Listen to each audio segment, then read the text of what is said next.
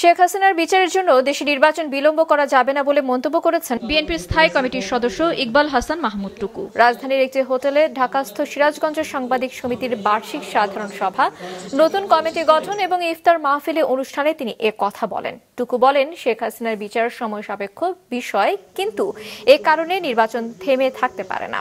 তিনি আরও বলেন, এমন কিছু করা যাবে না যাতে জুলাই আন্দোলন ব্যর্থ হয়। দ্বিতীয় স্বাধীনতায় শহীদদের তালিকা প্রকাশের সমালোচনাও করেন বিএনপি এই নীতি নির্ধারক। বলেন, পহেলা বৈশাখ পালন করলে ইসলাম পচে যাবে না, এর সঙ্গে ধর্মের কোনো বিরোধ নেই। ধর্মের দোহাই দিয়ে সংস্কৃতি বাধাগ্রস্ত করা যাবে না।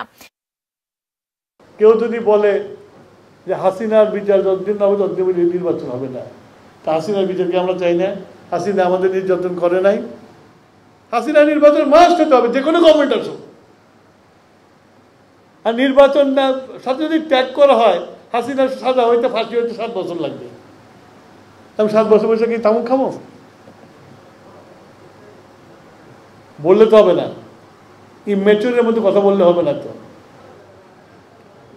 ইনভেস্টমেন্ট আসছে না, তারা স্টেবল গভর্নমেন্ট দেখতে চায়।